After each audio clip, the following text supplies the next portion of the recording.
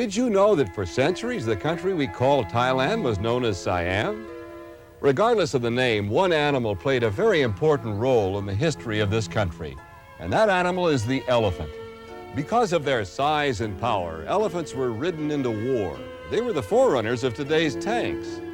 Well, they're no longer used as war machines, but the Thai people still use elephants to perform a task that can't be done as efficiently by any machinery of the 20th century. Can you believe that man has been able to tame this massive creature? Why, I know I have a hard time believing it, but the people of Thailand have been doing it for centuries.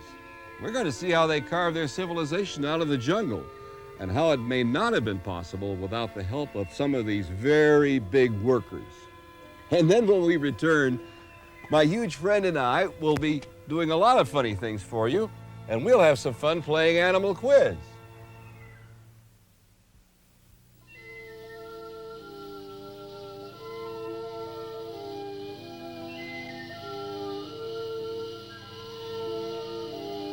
In Southeast Asia, the creations of nature are richer and more lavish than on other parts of the globe. The climate is warm, wet, green, lush. And in Thailand, the richness of nature and the exotic qualities of the Orient seem to combine in her animal life. Of the many creatures native to this place, none is more unique than the slow loris, the sluggish, solitary primate with a sweet, sad face. As day dawns, these nocturnal creatures are preparing to sleep, while their cousins, the gibbons, are just awakening.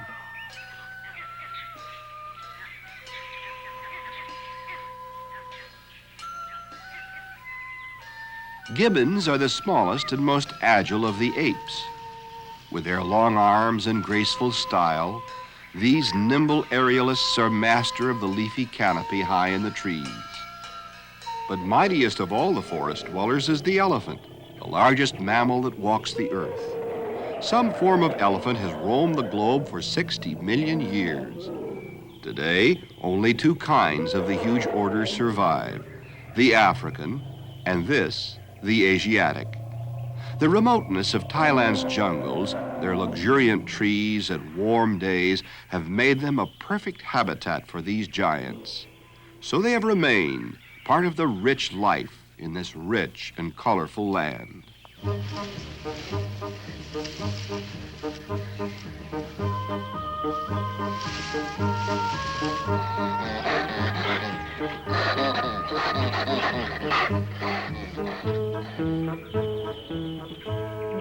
The presence of the elephant is felt not only in the quiet countryside, but in the bustling cities of this nation.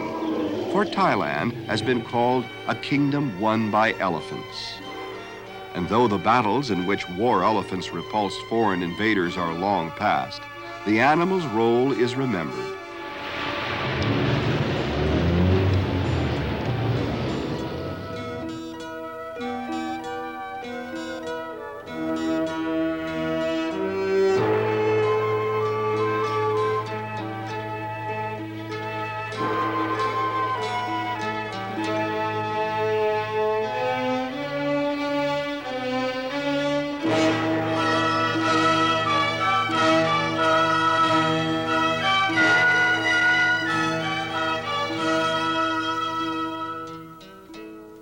The image of the elephant appears again and again in art, architecture, even religion.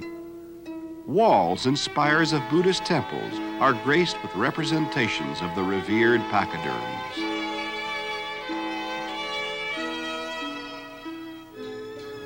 Many of the faithful in this country of profoundly religious people come to pray at the Erawan Shrine and pay their respects to the elephant figures.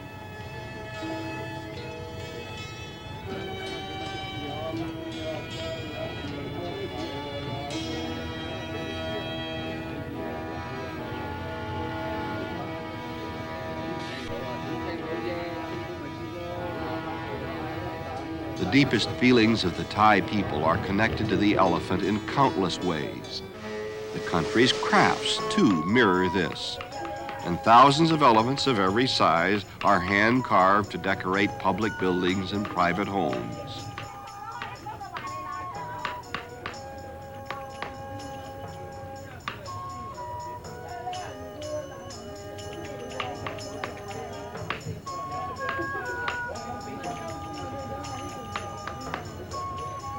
The work is done in a time-honored way to depict scenes of elephants in their age-old roles.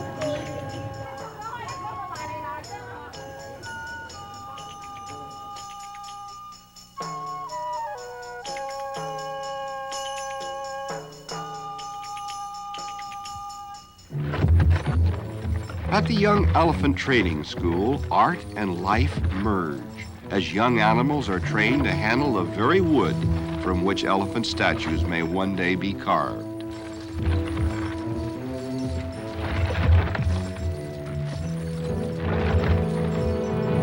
Of course, there are many other uses for these fine hard woods. Of the woods, teak has been most important, both inside the country and as a major export. The harvesting of the logs from the forest can only be accomplished successfully with the help of elephants. So it is here that the animals learn the complex skills they must have before they go to work.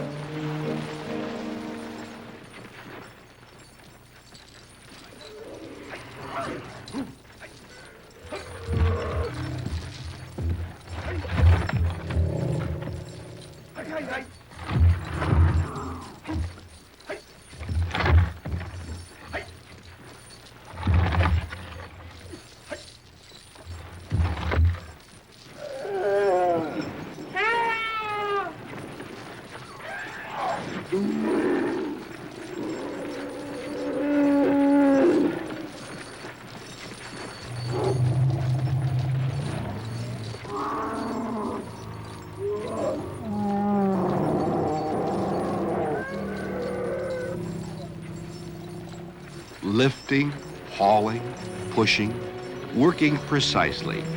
The elephants learn to do the work that places them firmly in the fabric of modern Thailand and continues their important role in the country's long history.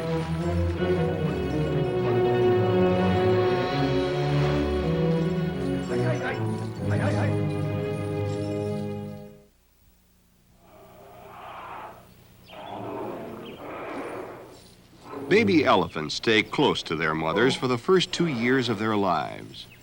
After that, they become increasingly playful and adventurous.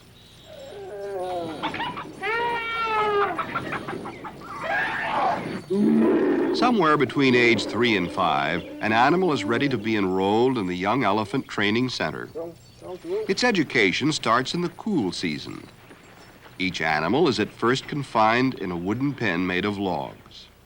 It is here that he becomes acquainted with his mahout, the man who will be his master for all of his working life.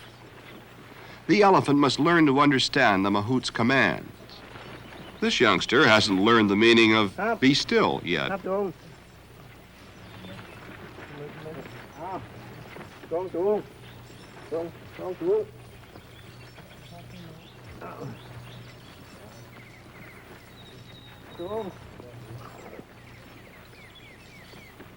In time, the animal will comprehend many words, firm words of command, and gentle words of praise and consolation. Now the command to raise a foreleg is given, and the mahout mounts.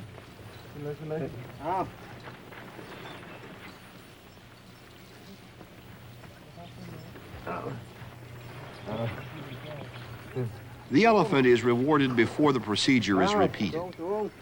The animal's leg is gently pulled until he learns to do it himself.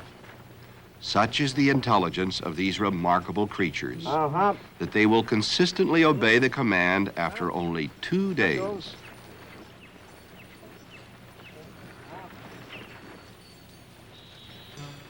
The next lesson is walking in single file on command. This too is taught in the first month of training that lasts for about 7 years. An older elephant will be attached to the youngster and walk ahead of him. Note that at the same time, the young elephant is getting used to the weight of the log hauling chains and the presence of the mahout.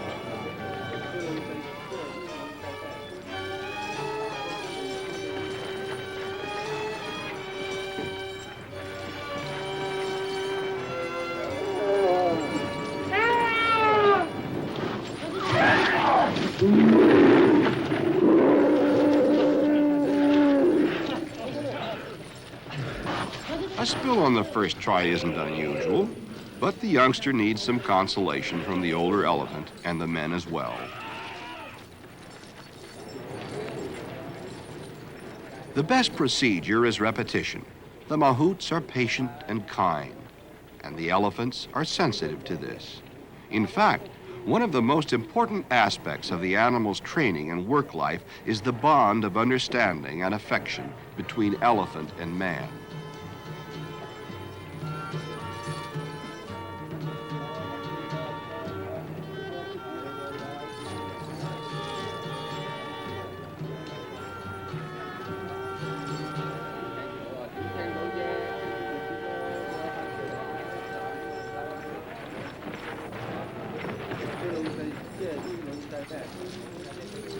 This time, the youngster is successful. 18 mahouts live in these quarters at the training center, one for each of the elephants here at present. After about 2 years of primary training, in which their charges have learned to walk singly and in pairs, to obey a number of commands, and to drag, carry, and push logs, the animals are ready for secondary training. Early in the morning, after bathing in a nearby stream, the elephants are saddled.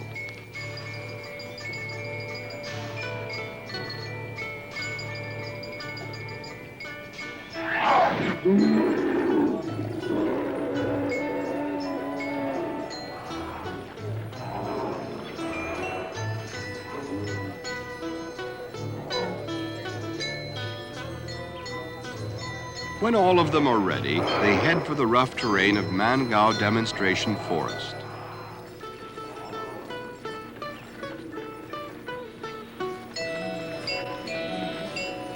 In its ability to go through thickets of dense trees, to blaze paths, climb dangerously steep hills, and move logs weighing tons, the elephant is supreme. The animals are taken to a logging site deep in the forest.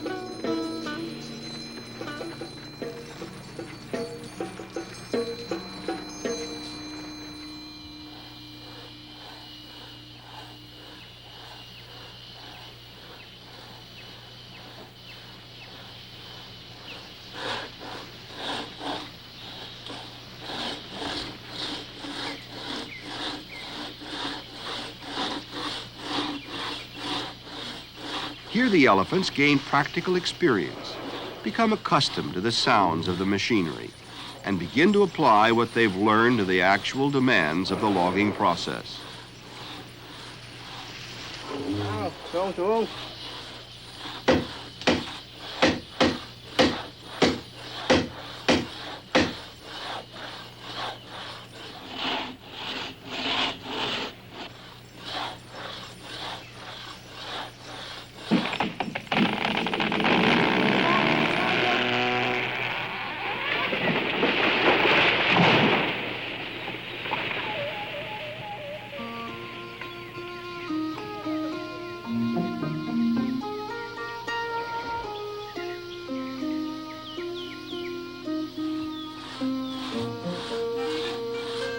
Only selected trees above the legal minimum size are felled. After they're sawed into logs of manageable weight, holes which the Thais call nostrils are cut into them.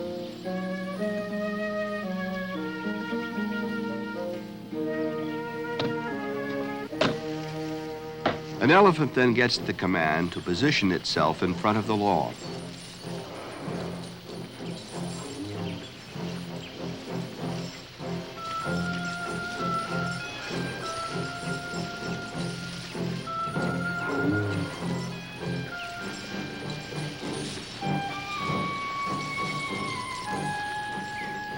Finally, a chain is passed through the holes which will enable the elephant to drag the log. When the command drag is given, the elephant will put its great size to the task. Among all creatures, one animal is suited to this work, not only by virtue of its strength and sure-footedness, but its willingness to cooperate with man, the incomparable elephant.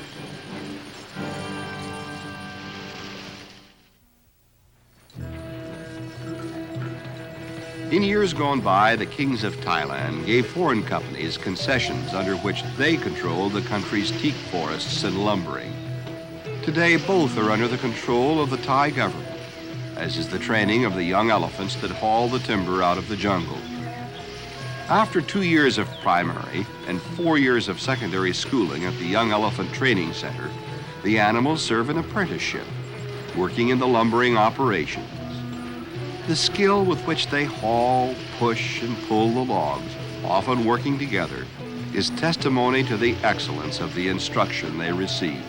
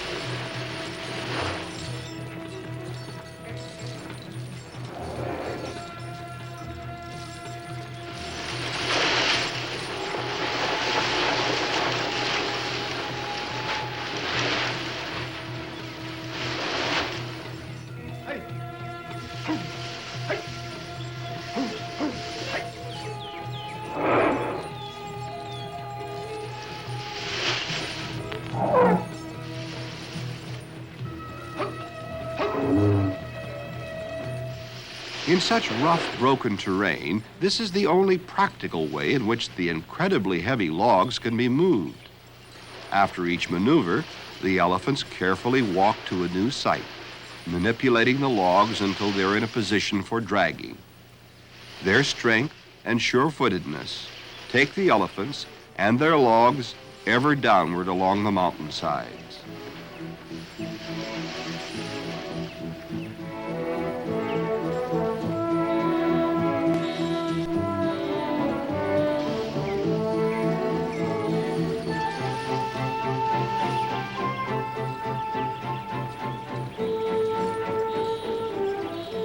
Eventually, the animals reach the main drag path. Here, the going is a bit more leisurely. While not particularly efficient as beasts of burden, elephants can move dead weights up to 5 tons. And well treated, they are capable of doing enormous amounts of work. So they labor on through the torrid jungle morning.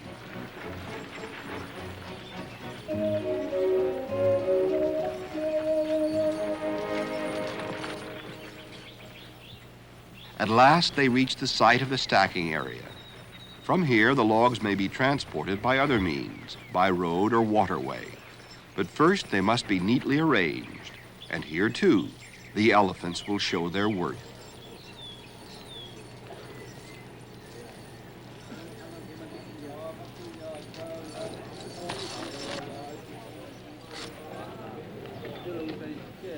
Though the work may seem exhausting, elephants are built to handle it.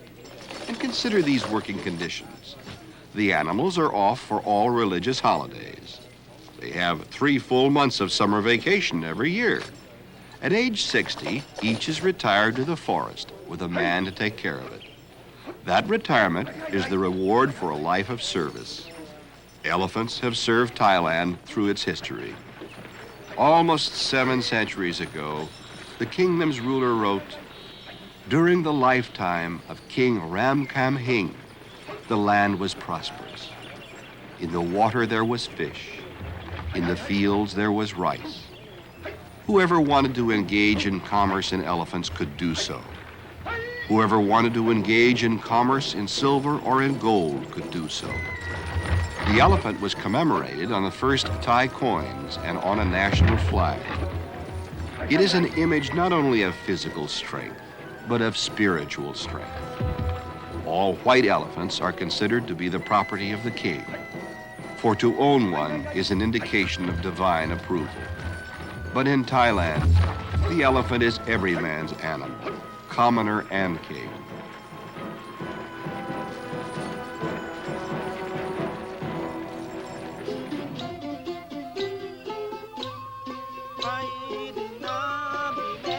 When a mahout's workday is over, he will spend the evening in the teak forest, close to the animal with which he labors. And perhaps as he relaxes, he may even celebrate the elephant in song.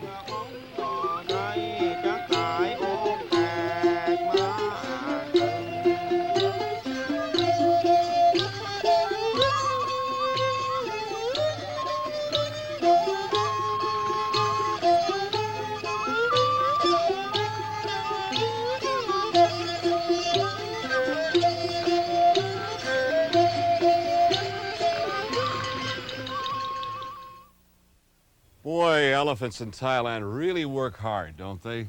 But their lives aren't all work. On holidays, elephants, just like this one, are all dressed up and painted to go on parade because their owners are very proud of them, and they're a status symbol. To the Thai people, they're a symbol of good luck. And religious Buddhists even consider it good fortune to be reborn as an elephant. I don't know if I'd consider that good luck or not, because being an elephant is no laughing matter. Although elephants themselves have been protected by law for centuries, that protection doesn't extend to their habitat.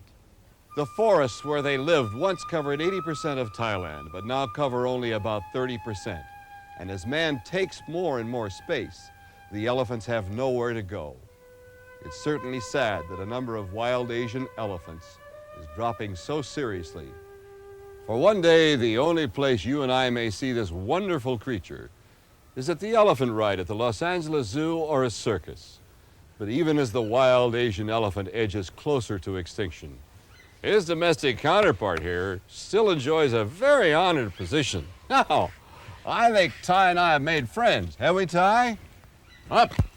What I'd like to do, yeah, see, what is it, where he knows exactly what to do. Okay, Ty, let's get down so I can take a ride. Come on, down.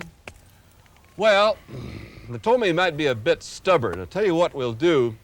Let's have a little fun playing animal quiz while I keep trying to get Ty down, okay?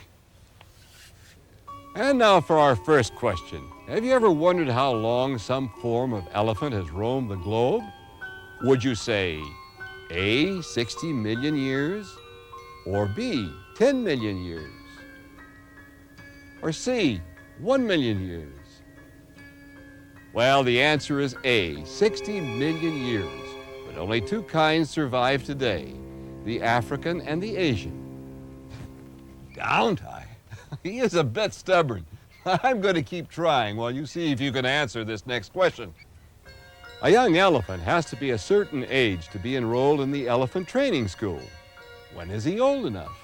At A, 6 to 12 months old, B, 1 to 3 years old, or C, 3 to 5 years old? The correct answer is C, 3 to 5 years old. For the first 2 years, baby elephants have to stay close to their mothers. Then 1 to 3 years later, they can start training. Speaking of training, it seems one of us needs some more. I'm not going to give up, so don't you, okay? See if you can answer this training question. The man who trains an elephant and is his master throughout his working life has a special name. What is he called? A, mahout, B, roustabout, or C, wrangler? Well, if you answered mahout, you're absolutely correct, and they're lots more successful than I've been at mounting their elephants. I may have to resort to bribery. Does anybody have any peanuts? I can smell it on our breath. No, I'll bet you're doing better than I am. So try this question while I try a different tactic. The training of a logging elephant takes several years. How long does his training last? A, 2 years, B, 7 years, or C, 15 years? Well, the answer is B, 7 years. The elephant is a very intelligent animal, but it takes 7 years for him to master the skills he needs for the job. Well, if you want to do something badly enough, you can usually find a way. Maybe Gary here can help you. Gary? Lie down.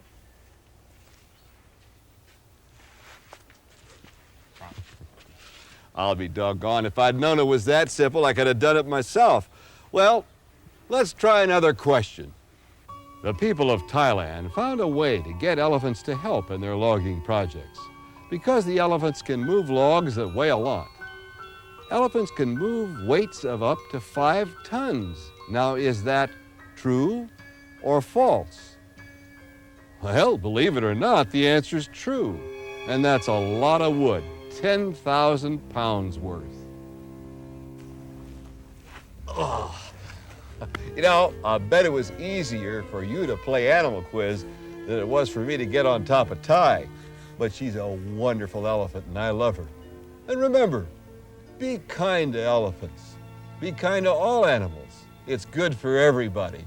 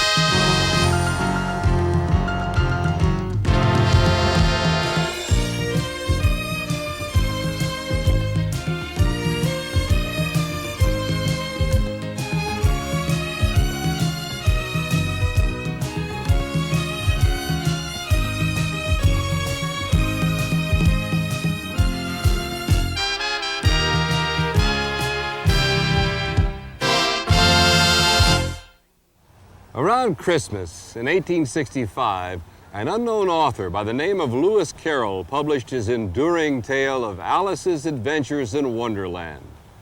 Do you remember the chapter about the unusual croquet game? Can you guess what Alice used as her croquet mallet? Right, a live flamingo. Fascination with flamingos did not begin or end with Lewis Carroll and his whimsical imagination. In fact, as early as 5000 BC, primitive man, captivated by these beautiful creatures, was drawing their likenesses upon the walls of his caves. From legends and fairy tales to art and sculpture, man has immortalized the flamingos. There's an air of magic about them. They seem to belong in some strange enchanted make-believe world where time stands still. Now, during our program, we're going to visit such a place with over 1 million flamingos. It's been called one of the greatest spectacles on Earth. You'll also have a chance to play Animal Quiz at the end of our show. So join us now as we experience one of nature's most breathtaking wonders on the new animal world. This is Lake Nakuru in the heart of Kenya, a narrow, shallow body of water which boasts one of the unparalleled wonders of the natural world.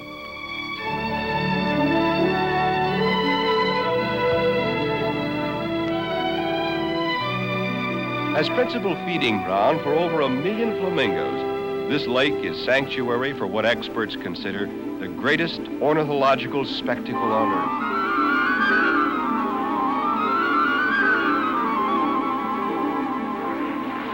On this and neighboring lakes may be found up to 75% of Africa's flamingos, a unique and colorful species.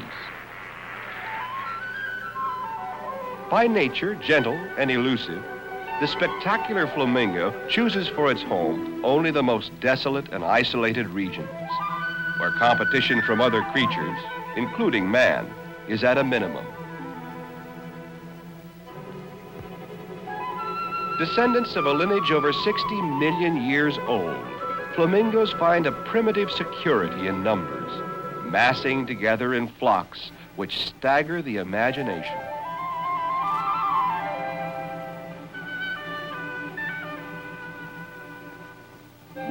The ancients identified the bird with the mythical phoenix, symbol of immortality, and valued its tongue as a gourmet delicacy.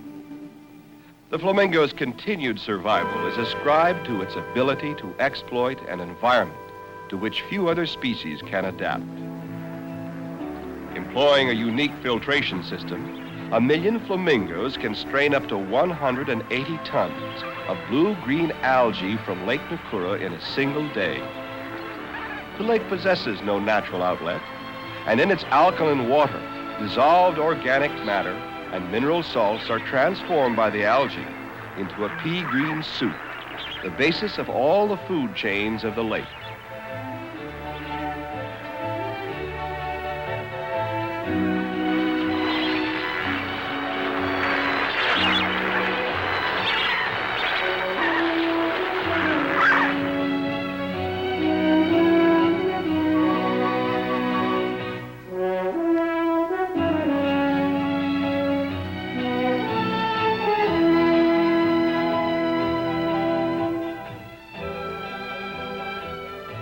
For many years, the breeding area of the flamingo in East Africa was an unsolved mystery. Now it appears that most of the lesser flamingos nest at secluded Lake Natron, 120 miles south of Lake Nakuru. At Lake Elementaita, the greater flamingo, larger relative of the brightly hued lesser flamingo, constructs its nest far out upon the lake, secure against human intrusion. Following ritualized courtship ceremonies, the birds pair, producing a single egg.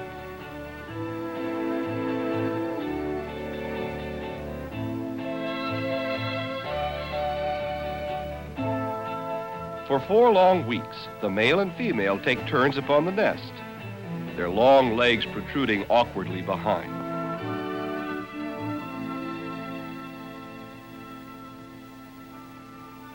To free itself from the tough shell, the hatchling may struggle for over an hour, aided at times by pecks from the mother's bill.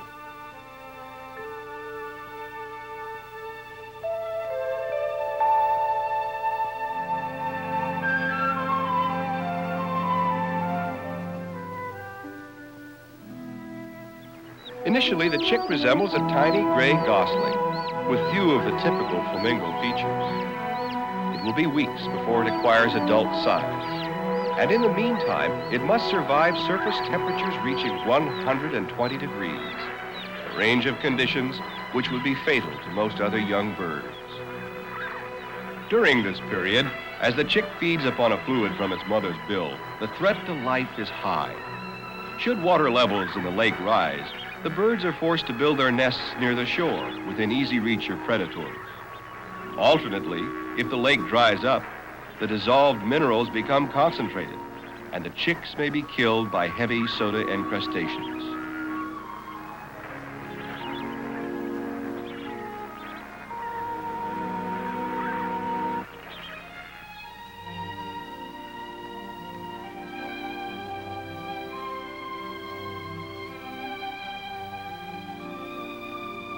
With its habitat so highly specialized, the species traverses a fine line between prosperity and decimation. And yet, through cycles of misfortune, the legendary flamingo has survived, a testimony to nature's wondrous flexibility.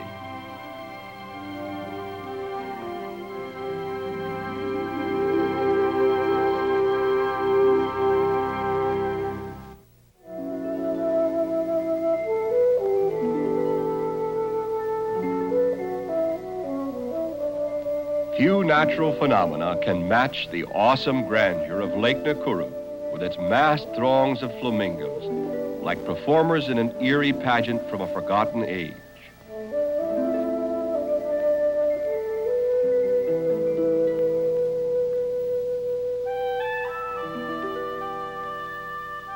Naturalist John Hopcraft was born within 200 yards of this lake and is now active in the conservation of Kenya's wildlife. He describes the experience in his own words. I think the best time of day of all on this lake is the very early dawn. The birds are most spectacular at that time of day. There is a water vapor that rises off this lake in the very early morning, and as the early morning sun comes through it, it's like looking through a burnished gold with the birds all in silhouette. This is a unique sight. It's a sight that I personally never get tired of and never could get tired of.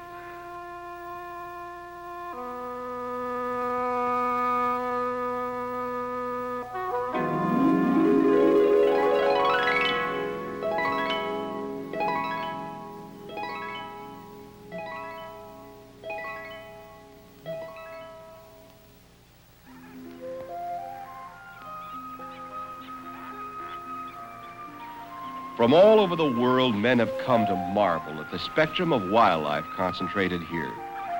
Many animals dwell by the shores of the lake, including the wary reedbuck.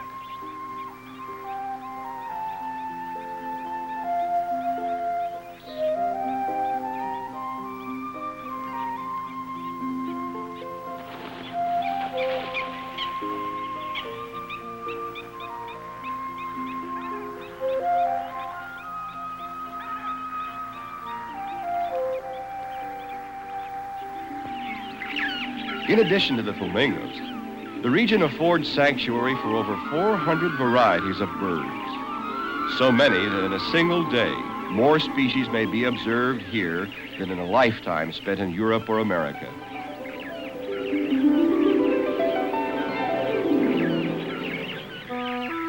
Most abundant of all are the wading birds, like the black-winged stilt, which preys upon insects. Other birds feed upon a tiny fish which inhabits the lake. Because the fish is resistant to extremes of temperature and alkalinity, it is able to thrive in this unusual habitat and to support a wild community which includes storks and herons, cormorants, and pelicans. In flotillas of about a dozen, the great white pelican skims across Lake Nakuru, efficiently scooping fish from the shallow algae layer.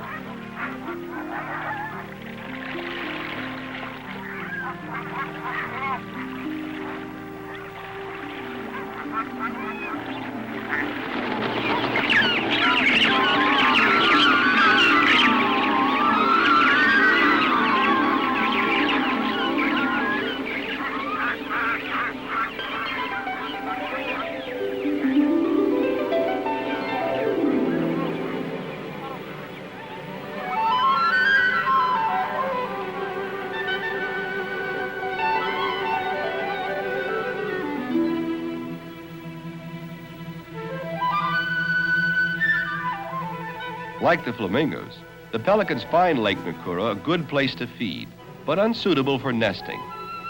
After gorging upon fish throughout the morning, the heavy birds soar up and up on warm thermal currents, and then descend in a long, low glide to nesting grounds on nearby lakes.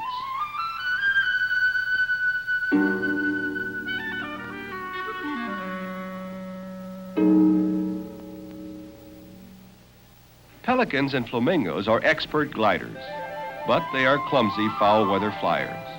When the wind is strong, the big birds return at once to the sanctuary of the shore, where they may wait out the storm in safety.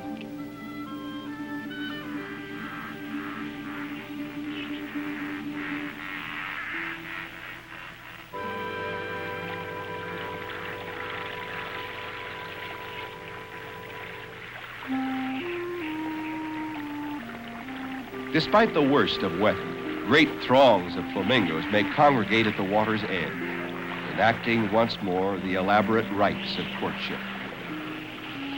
Though the fate of these birds may be numbered in years, for the moment at least, the age-old pageant of life endures.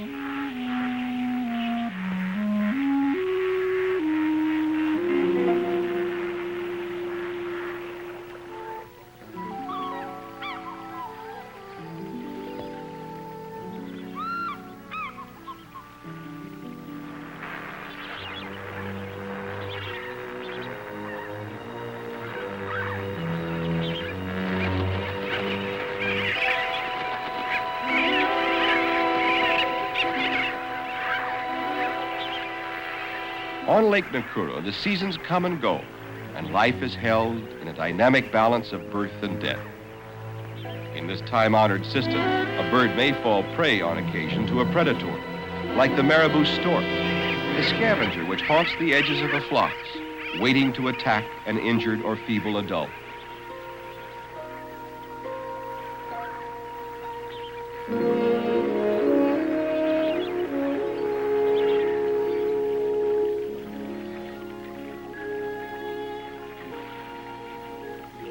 Like each of the multitude of species which frequent the lake, the stork plays its vital part in maintaining a natural order whose infinite complexity is a spectacle of beauty and perfection.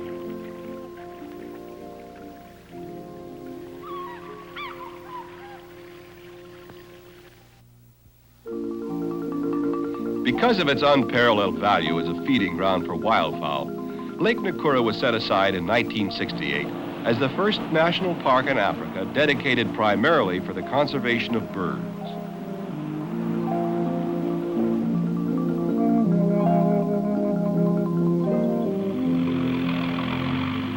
With the aid of the World Wildlife Fund and a group of renowned conservationists, a large tract of countryside adjacent to the lake has been transformed into the Baharini Wildlife Sanctuary, with facilities to accommodate the growing numbers of scientists, students, and tourists who flock to Nakuru to behold its natural wonders.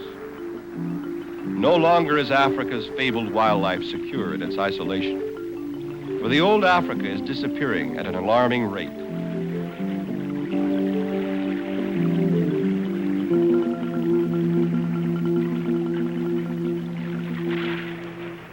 All over the continent, the signs of a modern economy are evident.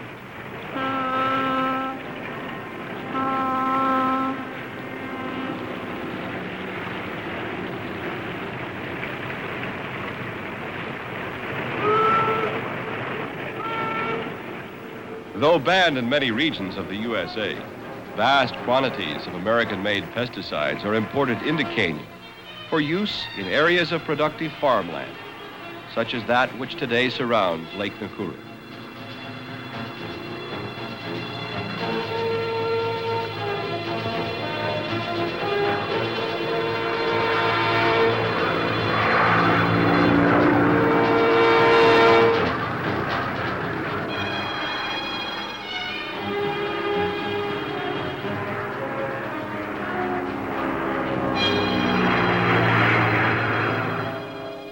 With victory over weeds and insect pests comes the grim prospect of pollution from chemicals like DDT, which find their way through systems of drainage into the food chains of the lake birds. The control of mosquitoes in the marshes surrounding the lake may also prove fatal to valuable species. Conclusions are premature, but in recent years, there have been unexplained fatalities among Nakuru's pelicans and flamingos. Another ominous sign of the times is the rapid growth of the adjacent town of Nakuru, a modern community like many others, affected by growing pains. Unfortunately, the city has located its garbage dump just a few hundred yards from the edge of Lake Nakuru, and the refuse steadily swells in volume as the town's population booms.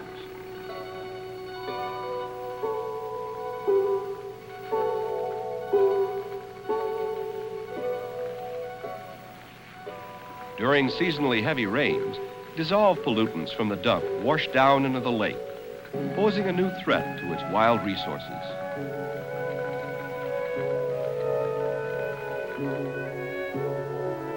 Now that industrialization has come to Nakuru, the natural world has lost its unspoiled elegance. Electrical power is vital to the town's manufacturing plants and in serving their needs. A new symbol of change has been added to the African landscape. As executive director of the Baharini Wildlife Sanctuary, John Hopcraft views the situation with concern. I come down to the lake here frequently and work with the warden and the rangers here. One of the problems is these high tension wires that come just within a few hundred yards of the water's edge of this lake. And we are constantly finding birds that have flown into these and killed themselves or maimed themselves in some way, broken wings, broken legs, and so on.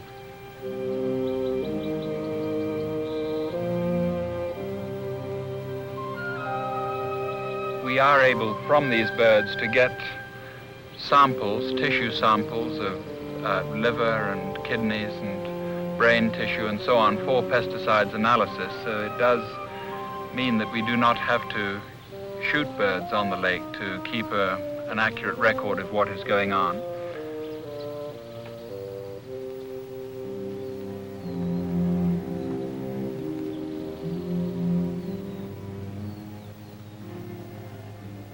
These samples are being sent to Dr. Koeman in Holland, who has access to some of the most sophisticated analytical techniques in Europe.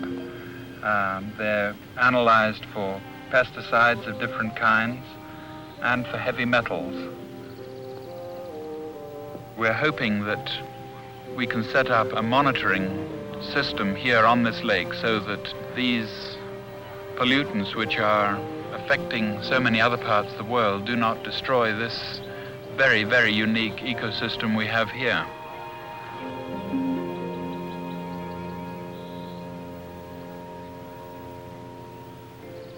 Part of the monitoring system that goes on this lake is that we take water and algae samples from different areas of the lake for analysis.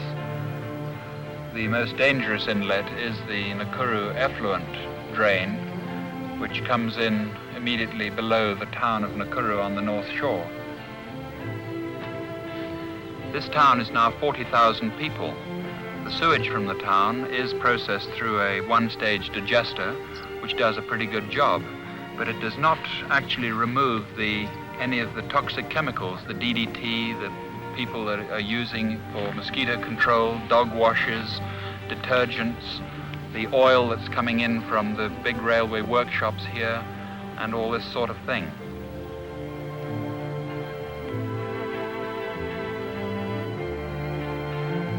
With the prospect of depletion in their numbers, efforts to understand the ways of the flamingo have been accelerated.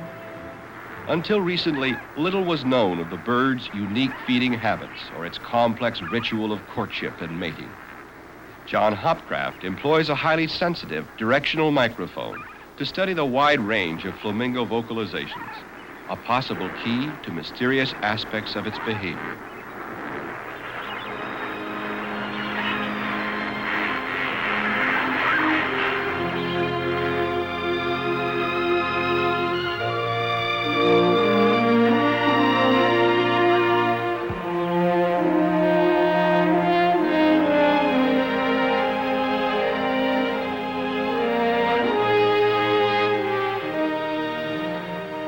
Africa's wildlife is a cherished possession of us all, and throughout the world, concerned individuals are united in their efforts to assure its preservation. Through the work of nonprofit agencies like the World Wildlife Fund, the irreplaceable grandeur of Lake Nakuru may be permitted to endure for ages to come.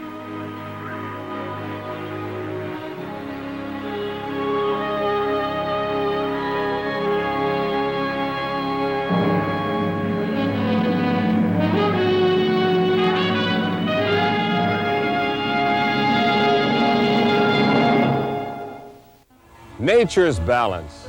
Does it really exist in a world where man is the supreme being? Where do we draw the line between the needs of man and those of other living things? Well, if the conservation efforts initiated at Lake Nakuru are any indication, that we've come a long way. While man will certainly play a vital role in the survival of Lake Nakura's flamingos, their fate will ultimately be determined by themselves, for it is their ability to endure the hardships created by man that will in the end be the deciding factor. But then, I don't think we have much to worry about, because the flamingos have endured over 60 million years on this planet, and they've done so by continually adapting to their changing environment. Now, here at the Los Angeles Zoo, 2 of the 6 flamingo species make their home, the American and the Chilean. All species of flamingos are similar in appearance, the major exception being size and color variation. The American flamingo is considered to be the most colorful species. Instead of the traditional pink, its feathers are almost scarlet in color. The Chilean flamingo, which is generally a pale pink in color, has the distinction of being the smallest of all species. In the wild, the color of their feathers is determined by what they eat. All species feed on a variation of the blue-green algae found at Lake Nakura, which contains a natural pigment that is responsible for the flamingo's beautiful coloring. In captivity, however, their natural food source is difficult to imitate. Instead, the flamingos are fed a prepared diet containing a special dye, thus preserving the pink flamingo image that we are all so accustomed to. You know, the thing that amazes me most about flamingos is their unique ability to contort their long, spindly necks. They can get into some pretty ridiculous positions. Have you ever noticed the peculiar shape of their necks? Well, they're kind of like living question marks. And speaking of questions, let's play Animal Quiz. Lake Nakura plays host to over 1 million flamingos. Why have they come to this lake? Is it A, to feed, B, to breed, or C, to bathe? The correct answer is A, to feed.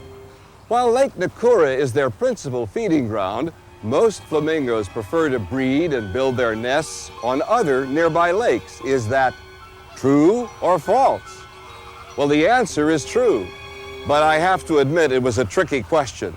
While some flamingos do breed and build their nests at Lake Nakura, most prefer other nearby lakes for reasons that still remain a mystery. And speaking of mysteries, what is a young chick's source of food? Is it A, blue-green algae, B, mother's milk, or C, fluid from its mother's bill? Well, you're right if you answered C, fluid from its mother's bill. How you doing so far? Have we stumped you yet? Here's a question about the species of flamingos found at Lake Nakura. Of the 6 species of flamingos, only 2 can be found at Lake Nakura. Which 2 species are they? Are they A, the upper and lower flamingos, B, the greater and lesser flamingos, or C, the Old World and New World flamingos? The answer is B, the greater and lesser flamingos. While only 2 of the 6 species of flamingos inhabit Lake Nakura and the surrounding lakes, they account for 75% of Africa's flamingos and over half of the world's entire flamingo population.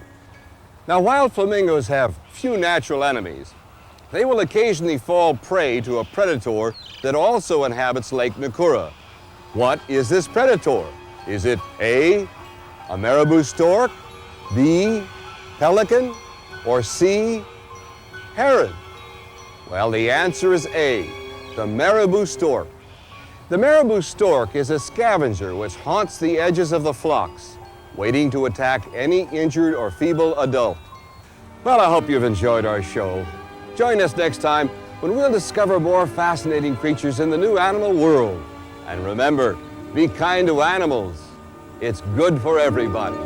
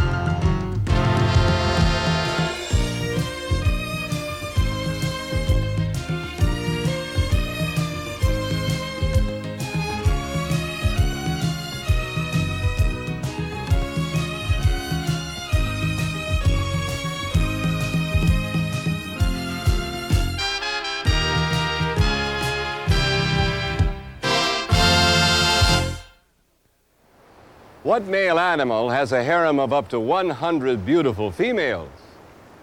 Well, if you think only Arab sheiks have harems of many women, you'd be surprised to find out that a particular creature of the animal world also enjoys this pleasure. Believe it or not, it's the seal. A strong and aggressive seal is capable of assembling quite a large-sized harem. This is just one of many intriguing facts we'll discover as we explore the life of the Alaskan fur seal. Until 200 years ago, it was a mystery where the fur seals went to mate and bear their young. And then in 1786, a Russian navigator, Captain Pribilov, found the mysterious islands that act as their breeding ground. We're going to visit those islands and discover the amazing habits of an animal few people are familiar with. Watch closely because later we'll try our hand at playing Animal Quiz. But join me now for a fascinating journey through the waters of the Pacific.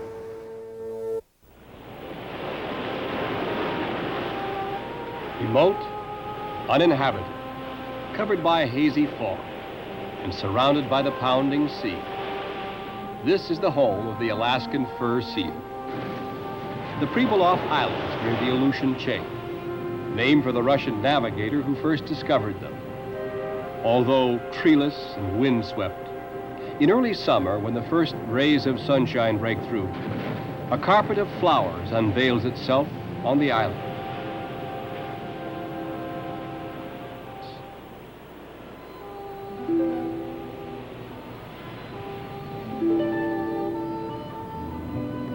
The flowers in the changing weather attract the first airborne migrants.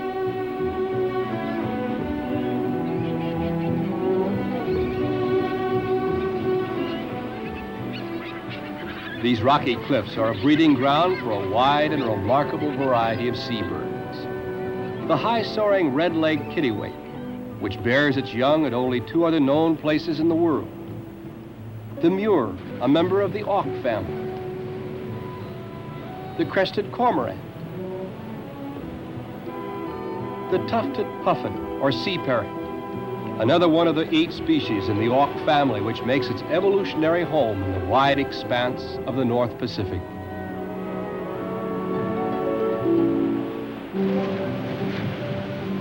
When late May and early June roll around, the birds look out to sea expectantly, waiting for their first glimpse of the Alaskan fur seal.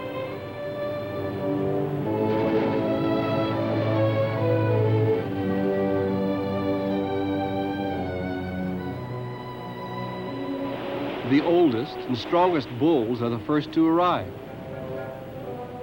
He's the vanguard of a huge armada of seals, nearly 2 million strong. Although this is home, he scouts the rookery with care and caution. Other bulls, or beachmasters as they're called, begin to follow. They are massive and tremendously powerful animals, 6 to 8 feet in length, weighing from 4 to over 600 pounds.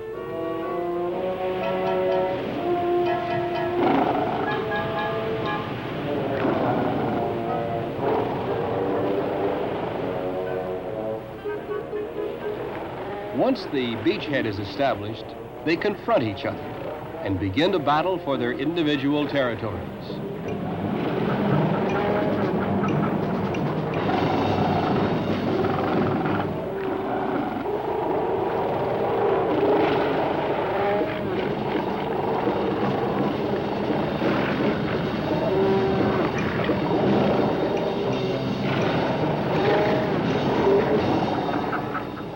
To the victor belongs the spoil.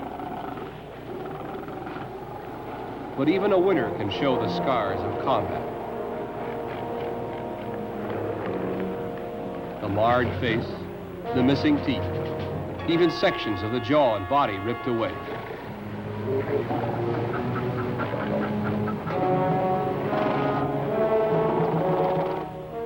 Like Normandy or Iwo Jima, the remains of other days and other battles still line the beachhead.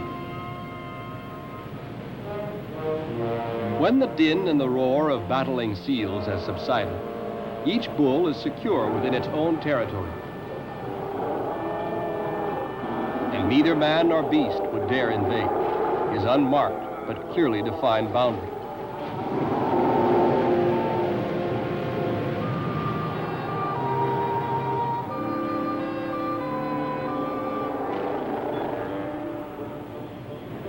By late June, the first females arrive.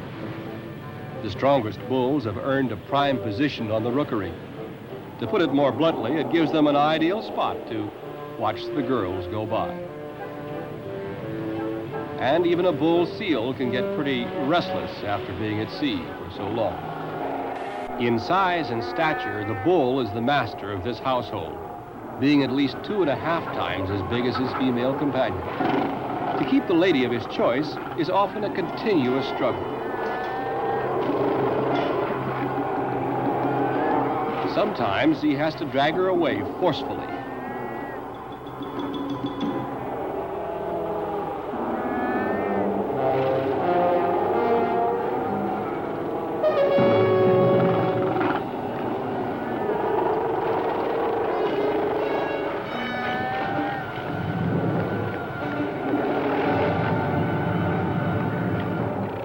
The bull seal is obviously a member of the old school who believes that the man is the boss of the family. Occasionally, one of the more stubborn females will try to find the seal of her own choice. Then the big bulls square off for another battle. When it's all over, one bull can conceivably end up with one female, or he might have a half dozen or so on his hands or his flippers. The strongest, the most aggressive, are capable of assembling a harem numbering from 40 to 100. In any language, it takes a lot of seal to handle that many women.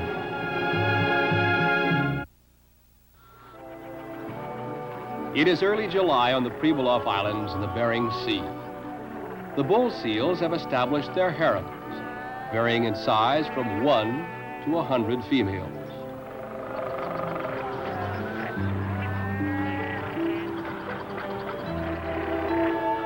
Within a few days after her arrival, each female gives birth to the young pup she's been carrying at sea for nearly a year.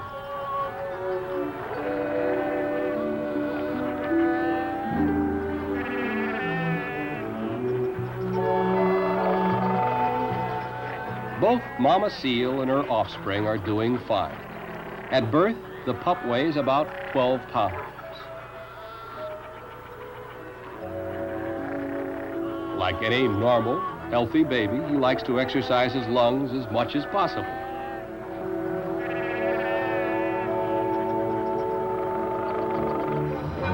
When you consider that there are over 500,000 pups born here every year, you can visualize what a huge, howling maternity ward this whole island becomes.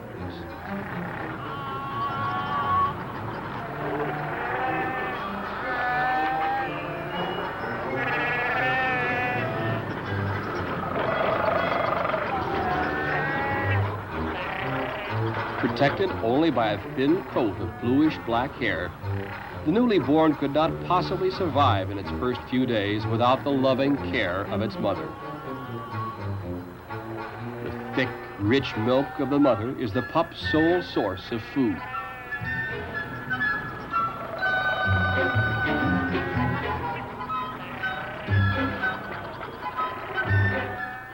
When they're ready to leave in November, each well-fed pup will resemble a football with flippers. Until that day, when they can become independent, they have to take what's coming to them. For better or for worse.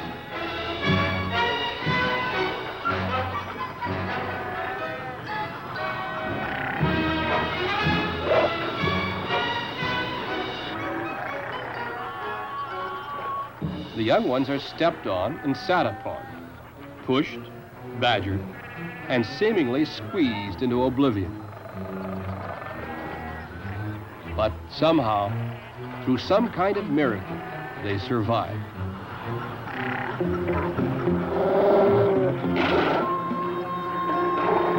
Living so close together, bulls will be bulls, and family quarrels are inevitable.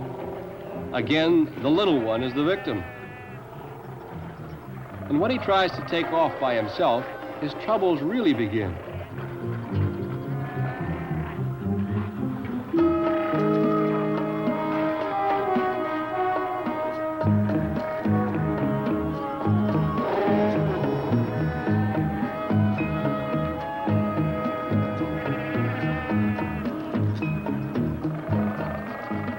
A wayward pup falling into a crevice is a common occurrence.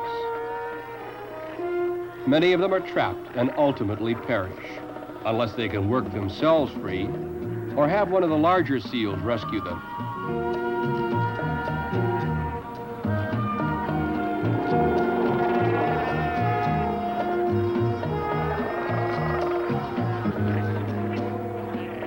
Nature still provides the oldest and best method for transportation and protection of the young.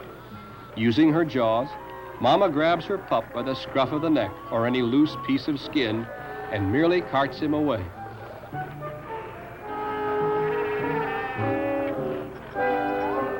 During the early stages of a pup's life, the mother seal will go to almost any length to protect her newborn.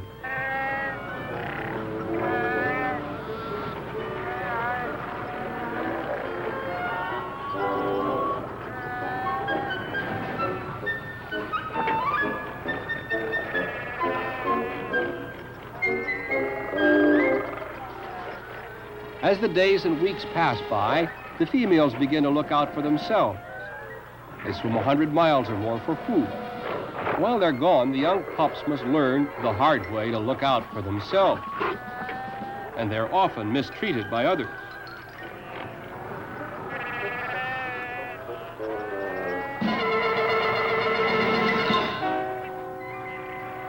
When a mother does return, she knows by location, instinct, sound, and smell where to find her pup.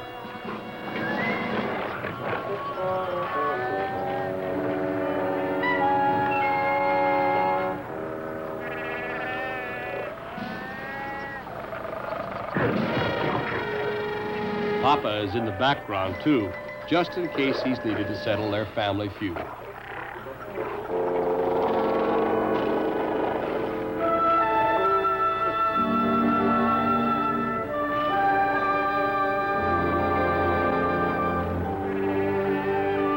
Because of the heavy population on this small island, the mortality rate among the pups is relatively high, about 10 to 15%.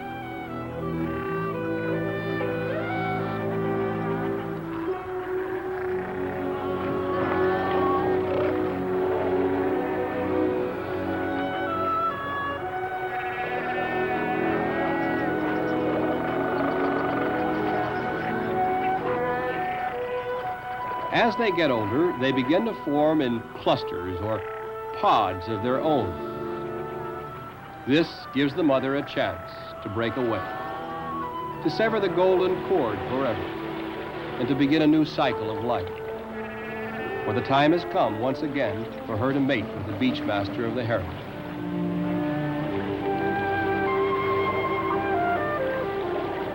These are pleasant days in the surf and in the sun. Soon after this second honeymoon in the Pribilofs, they'll be on their way again for another year of wandering through the endless sea.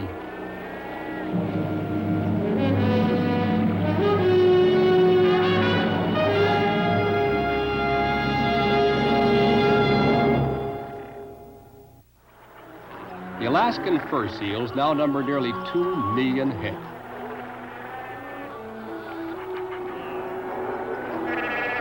Tiny Pribilof Islands in the Bering Sea are the breeding grounds where they migrate during the summer to bear their young and to mate again. The Alaskan seal has many natural enemies: the elements, the killer whale, and the polar bear.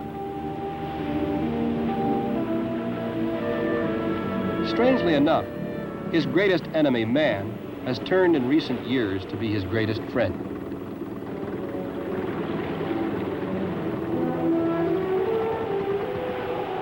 Sea Lion Rock is one of the few places in the Pribilofs where the huge Steller sea lions mingle with their fur-bearing friends.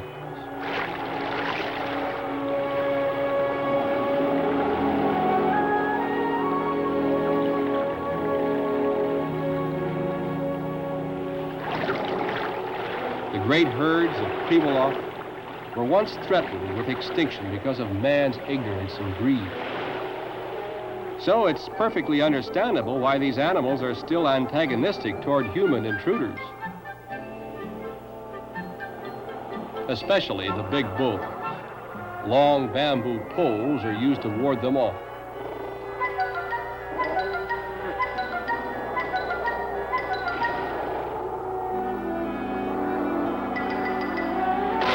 Guns are no longer used to kill these creatures, but rather to arouse them for a head count.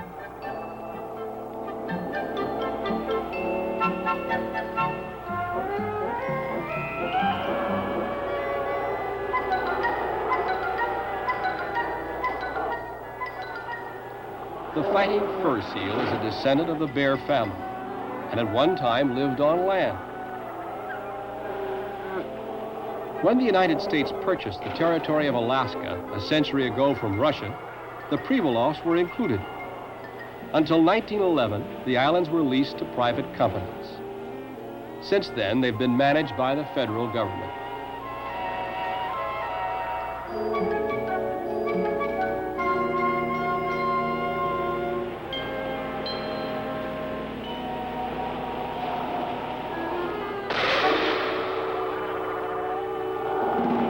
The only full-grown, full-time inhabitant of the Pribilofs is the Arctic blue fox.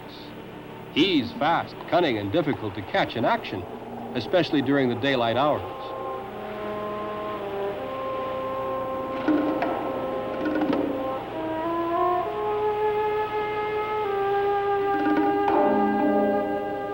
The cubs are born in early spring, usually about 5 to a litter.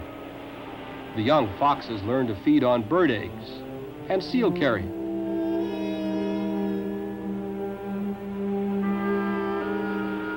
They also learn how to avoid trouble when it comes their way.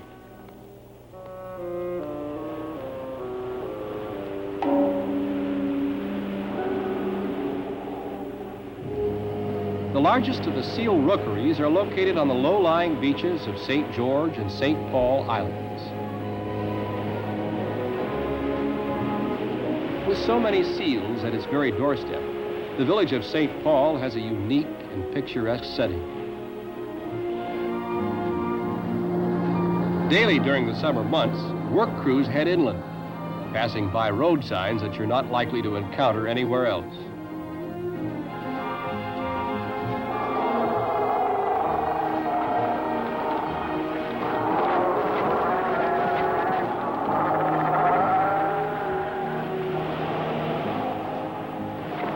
The surplus males or bachelors in the herd are separated and rounded up for commercial purposes.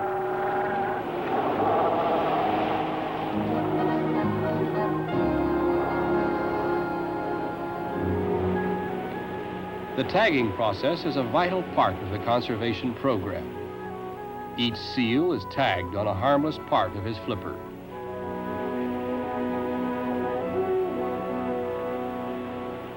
During August, 25,000 are tagged for a population check, another 600 for a behavior study, 4,000 for a mortality survey. This kind of research has made it possible for the herd to increase from a low of 200,000 to its maximum potential and current size of nearly 2 million. Even the electronic age has caught up to the Alaskan fur seal. This harness has a radio transmitter attached to it. It feels a bit strange and uncomfortable at first, but the seal will soon adjust to it. Observers from the Fish and Wildlife Service, working in cooperation with representatives from Canada, Japan, and Russia, are vitally interested in the migratory habits of the fur seal.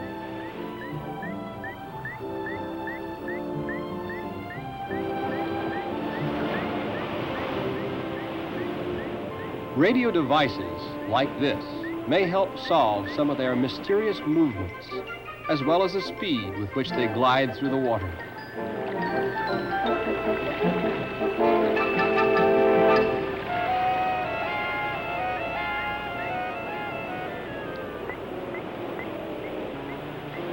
The story behind the restoration and development of the Alaskan fur seal herd is one of adventure as well as international diplomacy, a heartening account of cooperation among nations, and an outstanding example of wildlife conservation.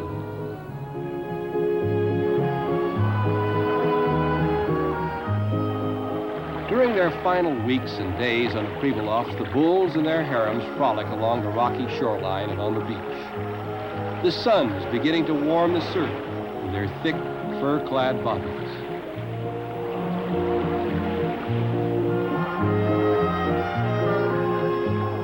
Flipping their flexible flappers, they cool off the only exposed skin surface they have. By early November, every seal will be gone, and the Pribilofs, instead of being a great sounding board for thousands of seals, will be silent once again.